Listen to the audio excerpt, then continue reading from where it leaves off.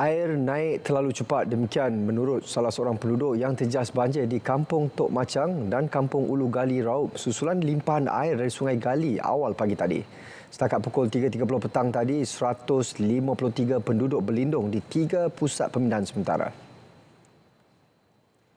Muhammad Amirul Zuriz Jafri tidak menyangka air naik terlalu cepat hingga menyebabkan kediamannya dinaiki air dan dia tidak sempat mengalihkan barangan.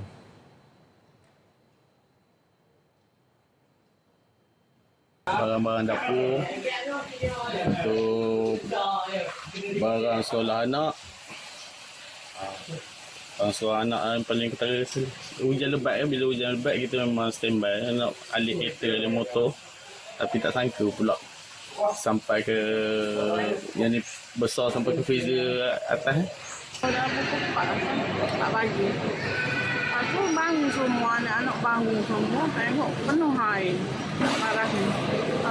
Tahu lutut. Memang kita bangun, dia orang bangun. Pak ayah dia bangun ya. Jadi bangun semua, siap main air apa. Siap main air, lepas tu buka pintu depan tengok. Jalan pun sunyi, kereta pun tak dapat nak lalu kan. Lalu. Waktu tengok kat dapur tu belum buka lagi pintu kat dapur tu. Tapi bunyilah air tu laju kan. Seterusnya kita ke Terengganu. Antara paparan kesiapsiagaan Jabatan Pendidikan Negeri depani banjir dan inisiatif Sejati Madani lonjak ekonomi komuniti. Perinciannya langsung bersama Muhammad Rashidi Muhammad Isa. Silakan Sidi. Terima kasih. Saudara, kita mulakan dengan perkembangan ini. Pelan kontingensi telah disiapkan Jabatan Pendidikan Negeri Terengganu bagi menepani banjir yang boleh berlaku pada bila-bila masa, terutama jika menjejaskan calon sijil pelajaran Malaysia SPM di negeri ini. Pengarahnya Jelani Sulong menjelaskan persiapan rapi itu termasuk menempatkan lebih awal calon yang tinggal di kawasan berisiko di asrama. Ini bagi membolehkan kesemua 18,896 calon SPM di negeri ini menduduki SPM dengan lancar di 172 pusat yang telah dikhususkan. Contohnya di Kuala Nerus kita ada satu sekolah iaitu SMK Padang Kemunting yang dijangka air akan naik kan, dan situ kita pun ada satu sekolah dah untuk sekolah kita tumpangkan calon-calon ini di Sekolah Menengah Tengku Mizan Zainal Abidin. Kita dah bersedia dengan bomber dan sebagainya untuk membantu APM untuk membantu anak-anak kita ni untuk dibawa ke lokasi ataupun ke pusat-pusat peperiksaan ini. Dalam pada itu, Jelani memberitahu tahun ini 65 buah sekolah di seluruh negeri ini berisiko terjejas banjir. 52 daripadanya merupakan sekolah rendah. Ketika ini, kesemua aset termasuk komputer serta dokumen penting telah diletakkan di kawasan selamat dan bebas banjir. Ini pula mengenai muzium di negeri ini yang menjadi antara tarikan pelancong. Lembaga Muzium Negeri Terengganu menerima 208,889 pengunjung dalam tempoh Januari hingga Oktober tahun ini. Dengan musim cuti sekolah, catat lonjakan pelawat. Menurut Pengarah Muzium Negeri Terengganu, Cik Muhammad Azmi, jumlah itu melibatkan beberapa lokasi bersejarah bawah pentadbiran Muzium Negeri.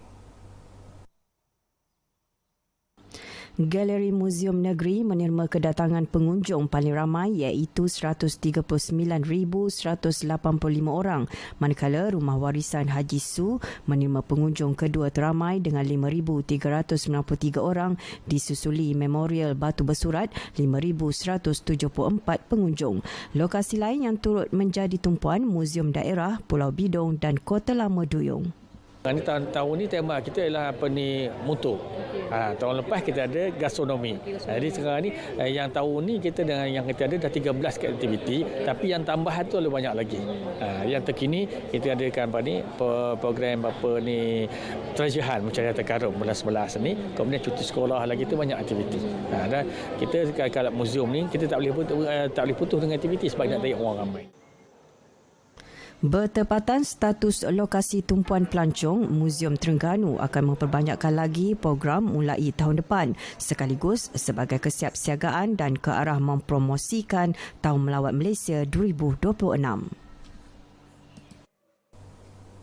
Inisiatif Jana Pendapatan Komuniti Desa peserta projek ladang ternakan madu kelulut komuniti Kampung Menerong, Kuala Berang disasar peroleh pendapatan RM2,500 sebulan.